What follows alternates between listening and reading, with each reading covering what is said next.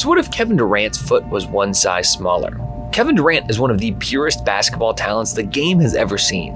His game has practically no flaws, and one of his biggest strengths is his elite ball handling and shooting ability while being nearly 7 feet tall. However, what if I told you Durant's shoe size may have cost him a shot at his first title without Stephen Curry? Today, we'll take a look into the 2021 Brooklyn Nets and how Durant's time with the team could have played out much differently if his foot was just one shoe size smaller. Signing with the Nets in a season lost to injury. Well, Kevin Durant had an extraordinarily successful 3-year run with the Golden State Warriors, winning 2 titles and 2 Finals MVPs. His decision to join the team in 2016 also made him one of the most hated players in the NBA. The only time an opposing team was able to defeat the Warriors with Durant on the roster came in the 2019 Finals, when the team was missing both Durant and Klay Thompson for nearly the entire series. In the 2019 offseason, Durant went on to shock the league again and broke apart one of the most unstoppable teams of all time, and he was traded to the Brooklyn Nets. This deal sent Durant and a protected 2020 first-round pick to the Nets, and in return, the Warriors received D'Angelo Russell, Treveon Graham, and Shabazz Napier. KD joined Kyrie Irving as what was at the time the most feared duo in the entire NBA. However, Durant was forced to miss the entirety of the first season in Brooklyn, being forced to recover from an Achilles injury he suffered in the previous year's finals. The 2021 regular season. Early in the 2020-2021 regular season, the Nets made another blockbuster deal to build a big three that put the entire league on notice. This deal sent Victor Oladipo, Dante Exum, and Rondae Kirkus in 4 unprotected first-round picks and 4 first-round pick swaps to the Houston Rockets, Karis LeVert, and a second-round pick to the Indiana Pacers, Jarrett Allen and Taurean Prince to the Cleveland Cavaliers, and James Harden in a second-round pick. This mega deal gave the Nets a big three of KD, Irving, and Harden, one of the most talented offensive pairings in league history. Many believe that with the addition of Harden, Brooklyn's offense would be simply unstoppable in a 7-game series, and they would have no issues winning a title their first year together. Along with this, the trade reunited Durant and Harden, who had spent 3 seasons together in the Oklahoma City Thunder. However, in the regular season, the trio barely got any time together on the court. Durant only played 8 games with Harden and 27 games with Kyrie Irving, while Irving and Harden only played 28 games together. Despite this, the three were still playing at a very high level, with Durant averaging 26.9 points, 7.2 rebounds, and 5.6 assists per game, making the All-Star team. Kyrie Irving was putting up 26.9 points, 4.8 rebounds, and 6 assists a night while joining the 50-40-90 club, earning spots on the All-NBA third team and NBA All-Star team. Harden was averaging 24.6 points, 8.5 rebounds, and 10.9 assists, earning a spot on the All-Star game as well. Even with the inconsistency in their starting lineup, the Brooklyn Nets still finished their regular season with a very respectable 48-24 record, earning the 2nd seed in the Eastern Conference, averaging the 2nd highest points per game. However, what they had on their offense, they lacked in their defensive end, giving up the 10th most points per game. Heading into Game 1 of their first-round matchup against the Boston Celtics, the Nets brought out a starting lineup of Irving, Harden, Joe Harris, Durant, and Blake Griffin. The trio combined for 82 of the team's 104 points, accounting for 80% of the team's total points. This strategy wound up being effective, with Brooklyn coming out on top by a final score of 104-93.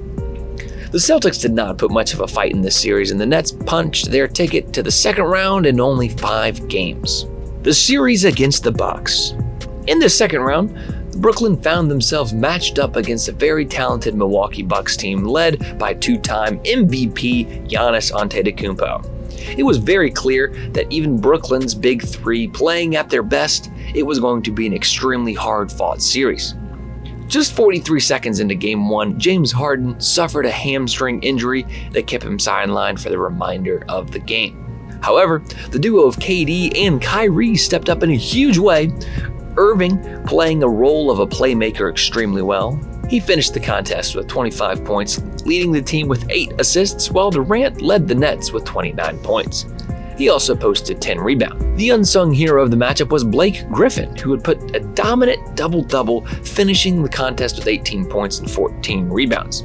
When the final buzzer sounded, the Nets held a 115-107 point lead. Harden remained sidelined for Game 2, but once again, his presence was not needed for Brooklyn to thrive.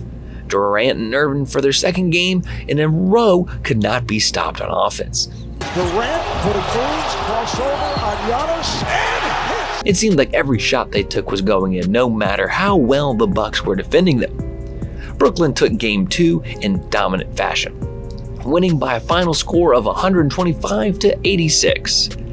KD posted 32 points, 6 assists, and 4 rebounds while shooting a whopping 66.7% both from the field and from the three-point line, looking far from a player who tore his Achilles just 2 years prior.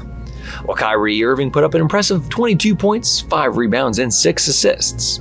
However, in Game 3, the duo keeping the Nets championship's hopes alive came back to earth. While they still posed elite stat lines, their otherworldly shooting percentages from Game 1 and 2 took a dip. Despite this was a contest that played down to the final seconds. When the final buzzer sounded, the Brooklyn Nets was narrowly defeated by a final score of 86-83. Kevin Durant and Kyrie Irving combined for a total of 52 points, 15 rebounds, and 6 assists. However, both struggled from the field.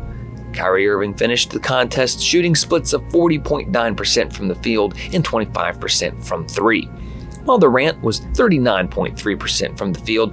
Only losing by 3 points in a game where both stars had off nights was a promising sign for the Nets despite their loss. However, in the following game, they suffered another loss which was seemingly impossible to bounce back from. After playing only 17 minutes in Game 4, Kyrie Irving went up for a layup and landed on Antetokounmpo's foot, leading to a serious ankle injury. This not only left him sidelined for the remainder of the game, but for the rest of the series. Without Irving in the lineup, Durant was left to carry the offense on his own. Even with Irving only playing 17 minutes, he still scored the second most points for the Nets with 11. Durant was forced to shoot for the rest of the game, and despite finishing the game with 28 points, he shot an astounding 36% from the field and 12.5% from 3.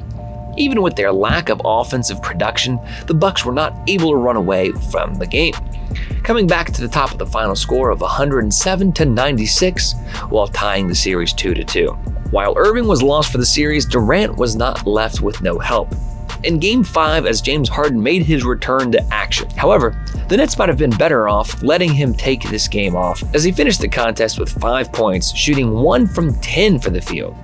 However, despite Harden having a rough first game back, Brooklyn's role players stepped up in a huge way to help take some of the offensive load off of Kevin Durant's shoulders. Jeff Green missed only 3 of his 11 shots, posting 27 points. While Blake Griffin put up 17 points of his own, KD pulled out an absolute masterclass in this contest, taking care of business on both sides of the ball.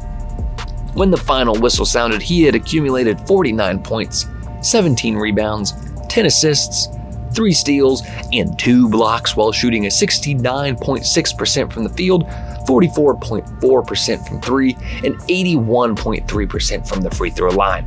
This heroic effort played a huge role in the Nets' narrow 114-108 victory in Game 5, giving them a 3-2 series lead.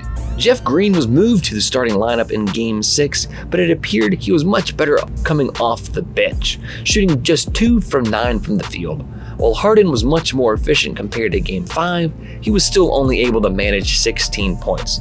KD put up 32 points and 11 rebounds. However, his lack of support on offense led to the Nets only being able to manage 89 points to Milwaukee's 104.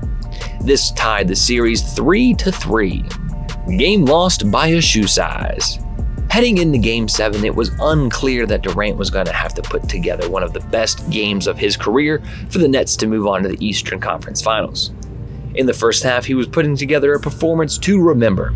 While the Nets were unable to pull away from the Bucks, they were holding a 54-47 lead heading into half. KD had already posted 20 points. He continued to be unstoppable through the second half, having 46 points with just seconds left in the fourth quarter. After dribbling down the game clock, Durant went for a jumper that would have given the Nets a 1-point lead with only 1 second left. Durant moving on Tucker. He turns, he shoots. Yes! With 1 second remaining. However, after video review, it was confirmed that his toe was on the line, this only tying the game 109-109, rather than giving the Brooklyn Nets that 1 point to overcome the Milwaukee Bucks. In overtime, it was clear that Kevin Durant had already given everything he had and nothing was left in the tank. He shot 0 for 6 in the overtime period, and the Nets were defeated with a final score of 115-111. This begs the question, could the Nets have won it all if KD had a smaller shoe size? Had Durant been wearing size 17 shoes that game, there's a strong chance he would have slightly been behind the three-point line, but it would have arguably hit the world's greatest shot of his Hall of Fame career. If they had beaten the Bucks, it would be easily argued that the Nets were well on their way to winning the title. However, the Bucks went on to take their place and bring home the first championship since 1971. They took down the Atlanta Hawks in the Eastern Conference Finals and the Phoenix Suns in the finals, both in 6 games. Both the Hawks and Suns were teams that Brooklyn could have definitely gotten by if Kevin Durant continued to play at this superstar elite level. Pairing this with the chance that Kyrie Irving could have made a return to the action by the finals, neither one of these teams would have had a shot of shutting down the trio.